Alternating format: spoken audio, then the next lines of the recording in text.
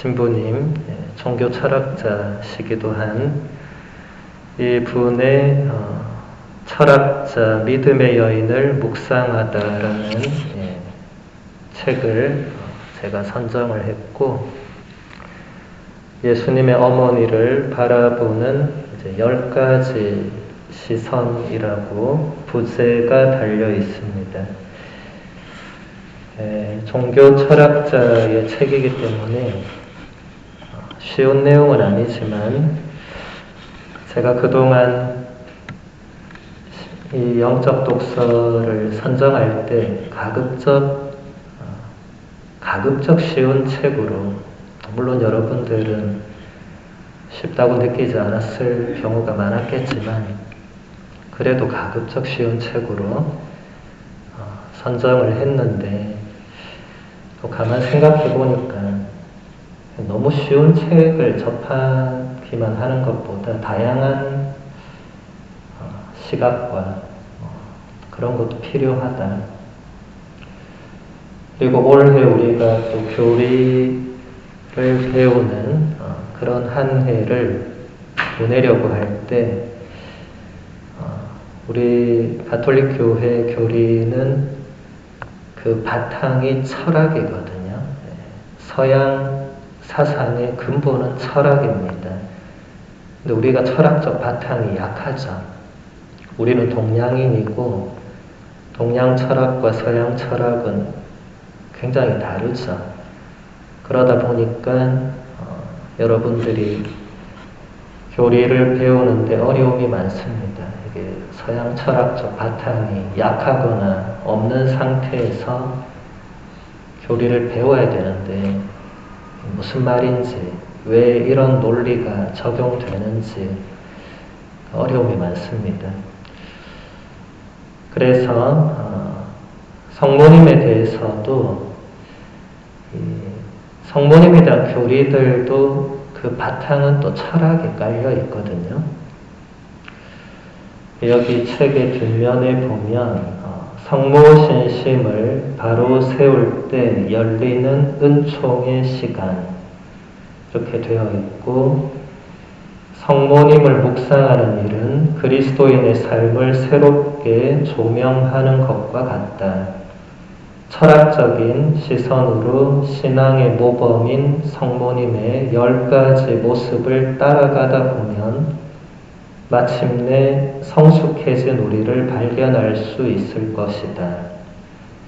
성모님처럼 인내심을 갖고 믿음을 고수하고 내적, 외적으로 다가오는 여러 가지 어려움 앞에서 꾸준히 하느님을 신뢰하는 마음으로 참고 견디는 사람에게는 기어코 어둠이 거칠 것이다. 이렇게 적혀 있습니다. 성모님의 10가지 모습을 한 철학자 신부님께서 우리에게 펼쳐 보여주셨기 때문에 한번 오늘 그 몇 가지를 같이 따라가 보고자 합니다. 동정 마리아의 모성은 하느님에게서 비롯한 은총이자 과제입니다. 그러나 하느님께서 무언가를 선사하신다면 그 은총을 기꺼이 받아들이도록 준비하는 사람도 있어야 합당할 것입니다. 이 같은 준비된 마음에 주목할 필요가 있습니다. 성경 본문을 통해서 생각해 볼 때 동정 마리아는 하느님의 은총과 소명에 적합한 자세를 보임으로써 특별하고도 올바른 의미에서 그녀와 같은 길을 걸어야 하는 모든 신앙인들에게 모범적인 인물임에 틀림없습니다. 동정 마리아의 모성, 그러니까 예수님의 어머니가 되실 수 있는 그것은 하느님에게서 비롯한 은총이자 과제라고 저도 이 부분에서 하느님에게서 비롯한 은총은 제가 그동안 수없이 얘기해 왔는데 이것이 과제라는 측면은 저도 이 책을 통해서 처음 생각하게 됐어요.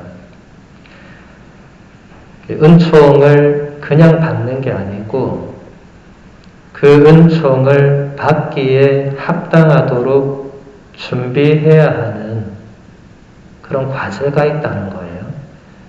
확실히 철학자의 시선이라서 이 남다른 부분이 있습니다. 성모님은 하느님의 은총과 소명에 적합한 자세를 보였다. 그러니까 그 준비라는 과제를 충실하게 수행했다. 그것도 처음부터 끝까지 한결같이 그렇게 했다.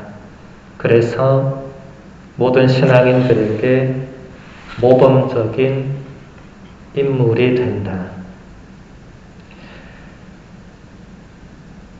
성경에 나오는 많은 인물들이 하느님의 은총과 과제를 동시에 받았죠. 그것을 처음부터 끝까지 한결같이 수행한 사람은 그렇게 많지 않습니다. 손에 꼽을 정도예요. 대부분은 중간에 돌아서거나 아니면 도망가거나 여러 가지 인물들을 우리가 볼 수 있죠.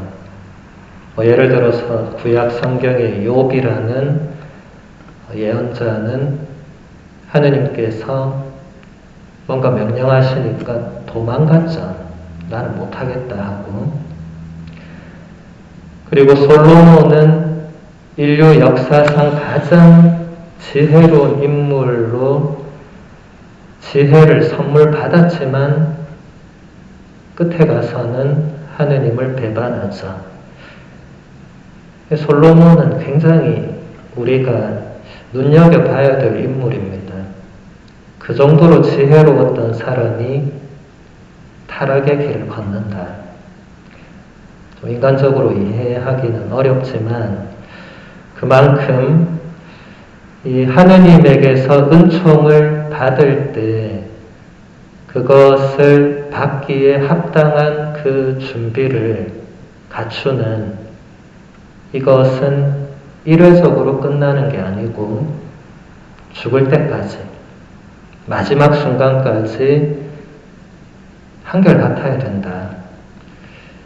성모님이 그런 면에서 대단히 모범을 보여주셨고 성모님 이후에 대부분의 인물들, 사도 바오로와 열두 사도와 교부들, 성인 성녀들은 이 성모님이라는 이 롤 모델을 따라서 그대로 그 과제를 충실히 수행을 하죠.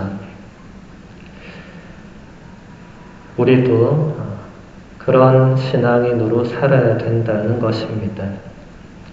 그 다음 본문을 보면 지금까지 단 몇 분이라도 완전히 침묵한 채로 아주 조용히 그러나 그 어떤 분심도 없이 하느님의 나지막한 목소리에 귀 기울일 수 있을 만큼 마음을 가다듬는 시간을 가져본 적이 있습니까?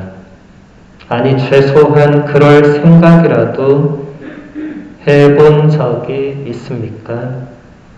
부단히 사라져버리는 시간의 흐름 속에서 조용히 그 어떤 분심도 없이 마음을 가다듬을 수 있는 사람이라면 누구든지 과연 시시때때로 하느님의 전령 혹은 그분께서 전하시는 말씀과 마주치게 될 것입니다.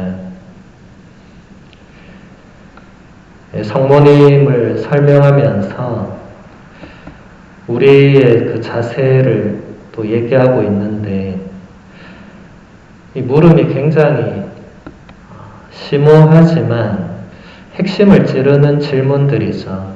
여러분이 살아오면서 지금까지 단 몇 분이라도 완전히 침묵한 채로 아주 조용히 그 어떤 분심도 없이 하느님의 음성에 귀 기울일 수 있을 만큼 마음을 가다듬는 시간을 가져본 적이 있느냐? 철학자들의 질문은 소크라테스가 너 자신을 알고 있느냐 했던 것처럼 심오한 내용이 있어요. 자신을 그냥 피상적인 생각들에 가득 찬 우리의 어떤 사고방식에 본질적인 것을 생각하고 접근하도록 해주는 그런 질문을 던집니다. 제가 이 질문을 접하고 우리 신자들에게 성체 조배를 할 수 있도록 해야 되겠다는 생각을 하게 됐어요.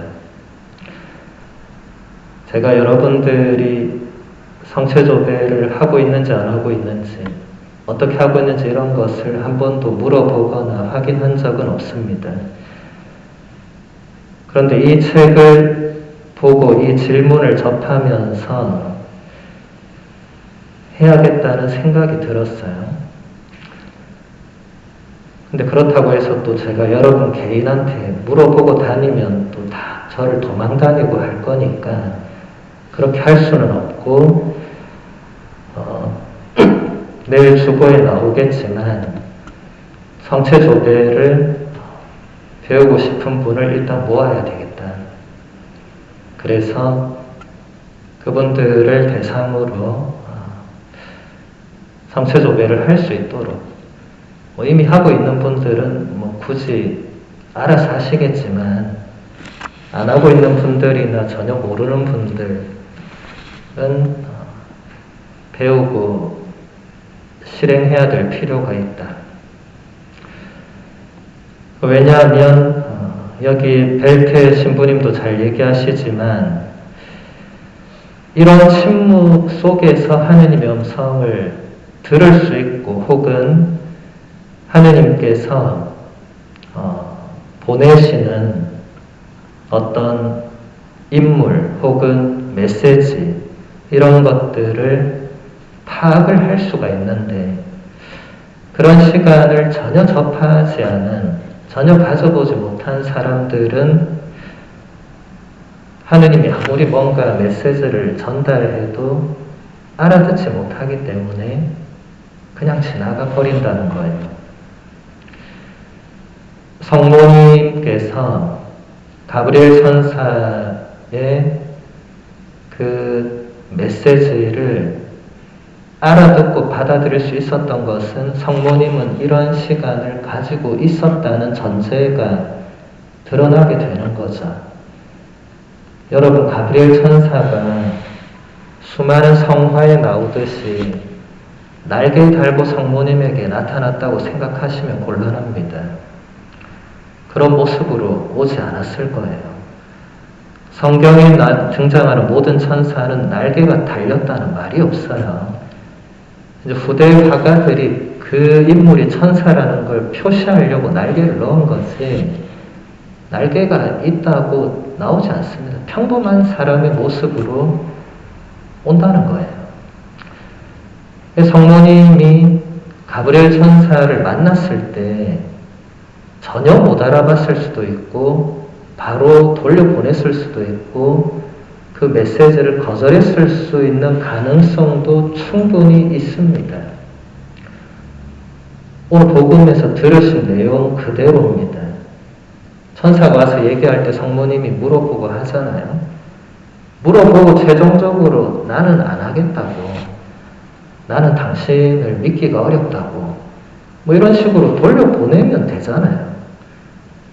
그럴 수 있다는 거예요.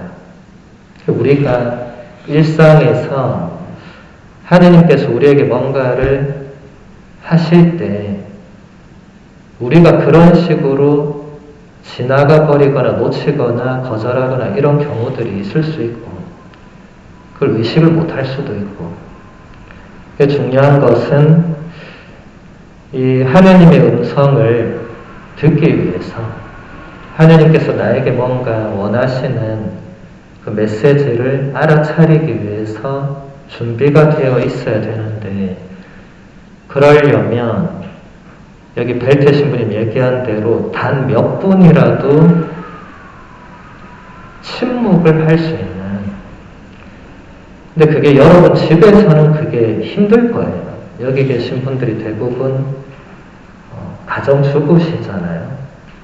집에서 침묵하려고 하는 순간에 집안일 해야 될 게 가장 먼저 떠오르게 돼 있습니다. 눈에 보이거든요. 기도하려고 앉았는데 저기 뭐가 보이는 거예요. 저거 치워야 돼. 저거 치우러 가면 또 다른 게 보여요. 그러다 보면 이제 앉아서 기도하려고 했더니 안 되는 거예요. 그래서 여러분들이 제가 성체조배를 생각했던 것은 집을 떠나야 된다. 그렇다고 여러분 집을 완전히 나오라 이 말이 아니고 잠깐이라도 그 공간을 벗어나서 감실 앞에서 머무르면서 이런 시간을 가져야 된다. 그런 생각을 한 겁니다. 그리고 성체조배는 그 어떤 성전 감실 앞에서도 똑같거든요. 굳이 여기까지 안 와도 됩니다. 여러분 근처에 로컬 성당들이 있을 거예요. 거기 가셔도 똑같습니다. 그래서 이 침묵에 대해서는 물론 성체조배만이 유일한 침묵의 순간은 아니고, 여러분들이 집에서든 어디서든 특히 또 혼자 계시는 분들은 자동 침묵이 된다고 생각하실 수 있겠지만 그거랑 다른 거예요. 저도 혼자 있으면 하루 종일 말 한마디 안 합니다. 근데 그렇다고 제가 하루 종일 침묵하고 있느냐? 그건 아니죠. 다른 겁니다. 따로 저도 여기 와서 조배를 하는 이유가 누가 저를 찾아와서 괴롭혀서 이쪽으로 오는 게 아니고, 여기 와서 침묵의 어떤 그 시공간을 또 형성해야 되는, 그게 필요한 거예요. 그래서 그건 또 성체조배에 대해서 다음에 얘기할 기회가 있을 것이라고 생각을 합니다. 계속 이어지는 본문을 보면, 만일에 우리가 때때로 조용히 아무런 분심 없이 하느님의 말씀에 귀를 기울일 수 있다면 또 다른 방향으로도 아주 잘 준비할 수 있을 것입니다. 하느님께서 일찍이 허락하시고 베푸신 우리 자신 또한 기꺼이 받아들일 수 있을 것입니다. 우리의 장점과 재능들만이 아니라 우리를 종종 소심하게 만들며 주눅들게 하는 우리의 약점들과 어리석음마저도 기꺼이 받아들일 수 있을 것입니다.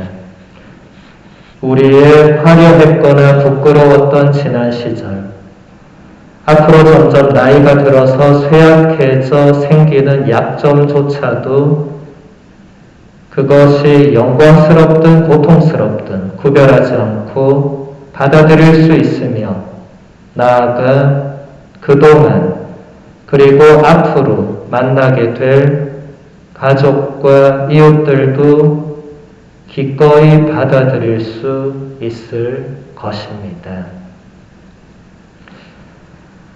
침묵의 열매를 지금 벨테 신부님이 가장 본질적인 부분을 얘기하고 있는데, 우리가 정말 이 깊은 침묵 안에 들어가게 되면 자기 자신을 볼 수밖에 없거든요. 다른 이런 분심들을 물리치고 정말 깊은 내면에 어느 정도 들어가면 거기서 남는 건 하느님과 나밖에 없어요. 그러면 하느님께서 나를 어떻게 바라보시고 나를 어떻게 만드셨고, 이런 부분을 생각하고 깨달으면 여기 본문에 나오는 대로 하느님께서 일찍이 허락하시고 베푸신 우리 자신을 기꺼이 받아들일 수 있게 된다. 굉장히 놀라운 통찰인데 우리 자신이 하느님의 선물이라는 굉장히 특별한 이야기입니다. 저는 신학교 때 벨트 신부님 책을 공부하면서 대단히 어려웠던 기억이 있거든요. 제가 별로 좋아하지 않았어요. 이 이름 자체를 어려우면 싫은 건 당연하죠. 그런데 이 책을 보면서 느낀 것은 그 심오한 통찰이 제가 잘 모를 때는 어려웠는데 제가 조금 알아들으니까 놀라운 측면이 많다는 겁니다. 여러분 중에서 여러분 자신을 선물이라고 생각한 사람이 있는지 모르겠어요. 저도 한 번도 그런 생각을 해본 적이 없었는데 선물은 누가 나한테 주는 게 선물이라고 우리가 일반적으로 생각하잖아요. 근데 벨트 신부님은 우리 자신이 하느님의 선물이라는 엄청난 표현을 하셨는데 그렇게까지 자신을 생각하고 받아들여 본 적이 있는가? 아마 대부분 없을 겁니다. 저도 처음이었고. 여기 보면 우리의 장점과 재능들만이 아니고 우리를 소심하게 만들며 주눅들게 하는 우리의 약점과 어리석음을 받아들일 수 있게 된다.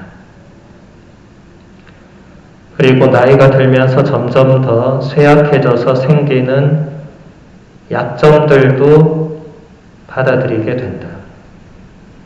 그 다음 단계로 가족과 이웃들도 받아들이게 된다. 출발점은 우리 자신을 받아들이는 이 부분입니다. 아마 여러분들은 여러분 자신을 다 받아들이지 않을 거예요. 받아들이고 싶지 않은 부분이 분명히 있을 거예요. 내가 생각해도 이건 아니라는 자신의 어떤 약함과 부족함, 비참함이 있을 건데 그걸 받아들여야만 새로운 길이 열린다는 거예요.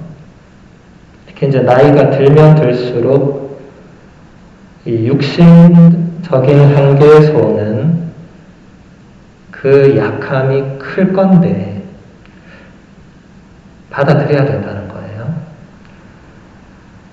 여러분 요한 바오로 2세 교황님 생각해 보시면 그분이 생애 말기에 굉장히 비참한 모습을 한 번도 숨기지 않고 전 세계에 그대로 다 노출된 매스컴에 보여주셨거든요. 그래서 많은 사람들이 꼭 저렇게까지 해야 되나 그때 그런 생각을 했는데 이 부분을 보면 그 답을 알 수가 있습니다. 교황님은 그런 자신의 모습을 받아들인 거예요. 그래서 그것을 다른 사람들에게 그대로 보여준 거죠. 우리 같으면 절대로 그렇게 안 했을 겁니다. 그걸 보여주면 안 되죠. 무조건 감춰야 되죠. 다른 사람들에게 그걸 보여줄 수 없다고 생각합니다. 근데 교황님은 너무 있는 그대로 보여주셨는데 그것을 본 비슷한 처지의 사람들에게는 그게 굉장한 기쁜 소식이 됐거든요. 전 교황님 생애 말기 모습이 너무 처참해서 그대로 기억을 하고, 왜냐하면 그걸 보는 자체가 좀 저도 힘들었거든요. 교황님이란 분이 저런 모습을 저렇게 보여준다는 게 제가 그때 신학생 때니까 보는 자체가 저도 힘들더라고요. 꼭 저렇게 해야 되나. 그냥 TV 안 나오고 그냥 바티칸의 그 공보를 통해서 메시지만 내셔도 될 건데 굳이 나오셔가지고 특히 그분이 마지막에는 나와서 말을 못했거든요. 그 그 장애인들이나 진짜 병자들이 하는 것처럼 말하고 싶은데 말 못하는 그런 모습도 보여주셨어요. 저는 그게 굉장히 충격이었어요. 저게 무슨 메시지가 있을까 그때는 이해를 못했죠. 근데 그 모습이 두고두고 그 뒤에 사람들에게 회자됐어요. 그리고 어떤 사람은 교황님이 그동안 내신 수많은 메시지 중에 가장 강렬한 메시지가 거기 있었다고도 표현을 하더라고요. 아무 말도 못했는데. 말씀을 하고 싶지만 말이 안 나오는 그 지경까지 그게 마지막이었어요. 공식적으로 그 어떤 자리에 서신 것은 그 이후로는 이제 당신도 나오지를, 왜냐면 나와봤자 말을 못하니까. 근데 저는 그 모습이 아직도 생생한데 왜 그렇게 하셨을까? 그것도 메시지라는 거예요. 메시지. 교황이라는 존재가 말을 못한다는 것은, 여러분 생각해보세요. 제가 신부인데 제가 어느 날 말을 못하게 되었다.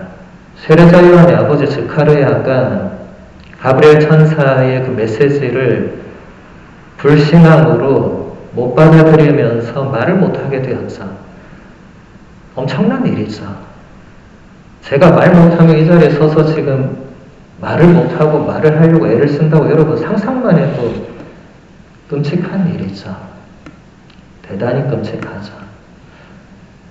근데 교황이라는 분이 실제로 이런 자리에 나와서 그렇게 했다는 거예요. 말을 하려고 너무 애를 쓰고 많은 사람들이 막 그걸 보면서 막 엄청 울었거든요. 교황님이 저렇게 하시니까. 교황님이 말도 못하니까. 그 상태를 느끼는 거잖아요. 저분이 지금 심각하구나. 육체적으로 굉장히 지금 상태가 안 좋구나. 그걸 느끼니까. 근데 그것을 있는 그대로 보여주셨다는 것은 그것을 받아들였다는 거잖아요. 그 또한 하느님의 뜻으로 받아들였다는 거잖아요. 그래서 여러분 요한버릇의 교황님의 그 마지막 메시지를 기억하실 겁니다. 저는 행복합니다. 여러분도 행복하십시오. 이러고 돌아가셨어요. 저는 그 마지막 메시지도 대단히 충격적이었어요. 일생을 그렇게 고통스럽게 사셨는데 이분이 총까지 맞았잖아요. 교회 역사상 총 맞은 교황님은 이분이 현재까지 유일한 분이자, 총 맞고 살아난 분도 이분이 또 유일한 분이자. 근데 이미 총을 맞은 자체가 이미 엄청난 고통을 몸으로 받아낸 건데 그 뒤로는 그 후유증 때문에 평생 고생을 하셨죠.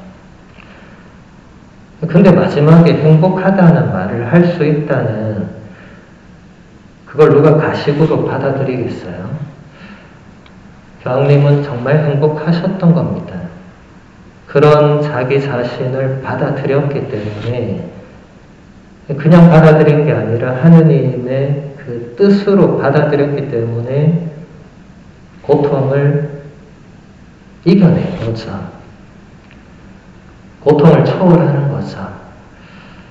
그래서 여러분들 자신을 받아들인다는 이 메시지가 여러분들 앞으로 남은 생에서 가장 중요한 과제가 될 겁니다. 여기 앉아 계신 분들 중에서 인생의 후반전을 살고 있지 않은 분이 아무도 없어요. 예. 다 이제 하느님을 만나러 갈 준비를 해야 되겠죠. 우리가 아무리 오래 살아도 뭐 200년, 300년 이렇게 살 수가 없기 때문에 준비해야 되겠죠. 그 준비의 첫 번째는 자신을 받아들이는 겁니다. 그동안 살아왔던 인생이 어떻든 간에 뭐 돌아보면 엉망일 때가 많았겠지만 그 또한 받아들여야 됩니다. 하느님께 가는 데 있어서 그게 하느님의 사랑에서 장애물이 될 수 없다는 우리의 그 믿음을 지켜서 준비를 해야 되고, 여러분을 받아들일 때 가족과 이웃도 받아들일 수 있고, 그러면 또 새로운 삶이 열릴 수 있다는 거죠. 계속 이어지는 본문을 보면, 그리하여 우리의 운명이나 인생에 다가오는 숱한 도전들, 우리가 머무르는 사회, 우리가 살아가는 이 시대 등등 그 모든 것을 기꺼이 받아들일 수 있을 것입니다. 왜냐하면 그 모든 것이 예외 없이 하느님께서 친히 당신 손으로 마련하시고 우리에게 선물처럼 내어주신 것이요. 그 모든 것 안에는 예외 없이 당신의 전령 혹은 당신께서 친히 우리에게 다가와서 어쩌면 나지막한 목소리로 건네시는 말씀이 그 안에 감추어져 있기 때문입니다. 벨트 신부님은 우리가 우리 자신을 받아들이고 나면 그 뒤에 그 모든 것을 다 받아들일 수 있다. 우리가 머무르는 사회와 이 시대와 우리의 인생에 다가오는 그 수많은 도전들, 어려움들, 모든 것들을 받아들일 수 있다. 그 안에 하느님의 말씀, 혹은 하느님의 전령, 혹은 하느님의 선물이 그 안에 있다고 확신하는 거예요, 이분은. 우리가 앞으로 교리를 배울 때 창조 교리를 배우게 될 건데, 여러분, 창조라는 말은 그저 단순히 하느님께서 아무것도 없던 상태에서 지금 우리가 보고 있는 이런 것들을 만드신 그것만을 의미하지 않습니다. 지금 이 본문은 창조 교리를 깊이 묵상하고 확대한 내용이거든요. 하느님께서 우리에게 베풀어 주시는 모든 것은 좋은 것이다. 이게 깔려있고 이게 창조의 핵심이죠. 창세기 1장을 보면 하느님께서 뭔가 하나하나 창조하실 때마다 보시고 좋아하셨다. 보시고 기뻐하셨다. 보시고 감탄하셨다. 여러분 다 어머니들이니까 여러분 뱃속에서 새 생명이 태어난 걸 처음 봤을 때 여러분이 느꼈던 그 감동과 희열이 창세기 1장입니다. 하느님께서 그렇게 하셨다는 거예요. 물론 하느님께서 하신 건 그보다 훨씬 더 엄청난 일이셨지만 우리가 유추할 수 있다는 거죠.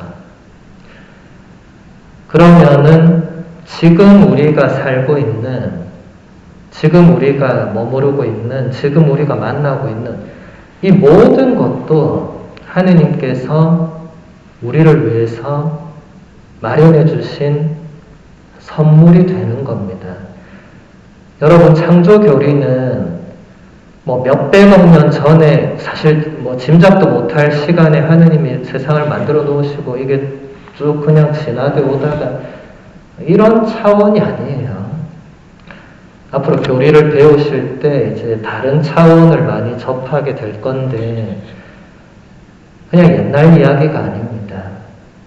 성경의 모든 이야기들은 전래 동화나 그리스 로마 신화나 이솝 우화가 아니에요. 다른 차원입니다. 그래서 배움이 필요한 것이고 이 창조 교리를 여러분들이 조금 더 이해하게 되면 이 벨트 신부님의 이 맥락도 이해할 수 있습니다. 모든 것이 선물이고 모든 것이 은총이라는 이게 우리 교회의 핵심적인 믿음이거든요. 여러분, 지금까지 살아오신 삶이 짧지 않습니다. 그 삶을 돌아보고 모든 것이 은총이었다고 고백할 수 있을 때 그분은 하느님을 만날 준비가 됐다고 볼 수 있죠. 이미 그분은 하느님께서 본인에게 무엇을 해주셨는지, 지금도 무엇을 하시고 있는지, 앞으로 무엇을 하실 것인지를 알고 있는 겁니다. 은총이라는 것도 여러분, 그냥 내가 건강하고 우리 애들이 건강하고 그런 차원이 아니에요. 많은 분들이 그런 차원으로만 은총을 이해하는 경우가 있더라고요. 그냥 건강하고 잘 되면 그게 은총 아니냐. 아닙니다. 배워야 됩니다. 하느님의 은총을 그 정도로 축소해서 이해하는 것은 대단히 심각한 오류를 범하는 거죠. 하느님의 선물을 본인이 그 정도로만 생각한다는 것은 하느님이란 분을 잘 모른다는 거예요. 여러분에게 뭔가 잘해주는 사람들이 잘해줄 때 그것만 보고 이 사람 좋은 사람, 나한테 별로 잘 안 해주면 이 사람 나하고 별로 상관없는 사람, 그런 것을 하느님께 적용하면 안 됩니다. 하느님은 완전히 다른 차원이죠. 하느님께서 나에게 허락하신 모든 것을 내가 어떻게 받아들이느냐, 나 자신뿐만 아니고 다른 모든 것, 그걸 어떻게 받아들이느냐, 성모님이 그것을 어떻게 받아들이셨는가가 또 핵심이 되겠죠. 성모님은 아드님의 십자가 죽음마저도 받아들인 분입니다. 아드님의 시신을 품에 받아 안은 분이에요. 그러면서도 성모님이 거기서 하느님께 불평이나 원망 한마디를 내뱉지 않았다는 것은 성모님께서 그 모든 것을 어떻게 생각하고 계셨는가를 그대로 보여줍니다. 복음서는 성모님이 십자가 아래서 눈물을 흘렸다는 한 줄도 없어요. 지극히 인간적으로 그냥 하셨을 법한 그게 없어요. 안 했다는 겁니다. 그 패션 오브 크라이스트 영화에서도 그걸 잘 묘사했는데 거기서도 마지막에 성모님이 대성통곡하는 장면으로 끝나지 않았고, 전 멜 깁슨이 그래서 굉장히 그 순환을 심오하게 통찰했다고 생각하는데, 그 영화가 문제도 많았지만 어쨌든 좋은 부분은 좋은 부분이니까 그 마지막에 그렇게 묘사한 것은 저는 굉장히 의미 있다고 생각합니다. 성모님이 아드님 시신을 품에 안았을 때 막 대성통곡을 안 하거든요. 그 대신 눈을 그대로 뜬 상태로 다른 어느 지점을 바라보십니다. 그게 보여주는 것은 그 또한 하느님의 그런 뜻과 하느님의 메시지가 여기에 있다고 받아들이신 거죠. 그리고 예수님 부활까지, 사실 성모님도 예수님이 부활할지 안 할지 그 순간에 알았겠어요? 모르죠. 그 성모님이 미리 알고 있었다면 말도 안 되는 거고, 모르지만 하느님께서 뭔가 어떻게 하실 거라는 그냥 그런 믿음으로 받아들이는 거죠. 그리고 하느님께서는 예수님의 부활로 성모님의 그 믿음과 희망을 실망시키지 않으시죠. 우리도 성모님이 걸어가셨던 그 신앙의 여정, 요한 바로이세 교황님은 특히 그 부분을 성모님이 걸어가신 신앙의 어두운 밤이라고 표현하는데 저는 대단히 적절하다고 생각합니다. 우리도 신앙의 어두운 밤을 걸을 수밖에 없습니다. 성모님이 걸었기 때문에 우리는 예외가 없어요. 지금 우리가 여기서 이튼타운 성당에서 신앙생활을 하면서도 신앙의 어두운 밤을 걸을 수 있습니다. 이미 걸었던 분들도 계실 것이고 앞으로도 걷게 될 수 있습니다. 근데 두려워하거나 도망가거나 그럴 필요는 없어요. 받아들이는 게 중요하고 하느님의 뜻대로 믿고 희망하는 것이 중요합니다. 그래서 오늘 우리가 새해 첫날에, 첫날이 아니고 첫 성모신신 미사에서 벨테 신부님의 이 성모님에 대한 묵상을 조금 살펴봤는데, 나머지 부분은 여러분들이 책을 통해서 읽어보시면서 이번 한 해를 성모님과 함께 걸어갈 수 있는 그런 해로 보내시면 좋겠습니다. 이따 성시간 때 오늘 들으신 것들 묵상하시면 도움이 되실 것입니다.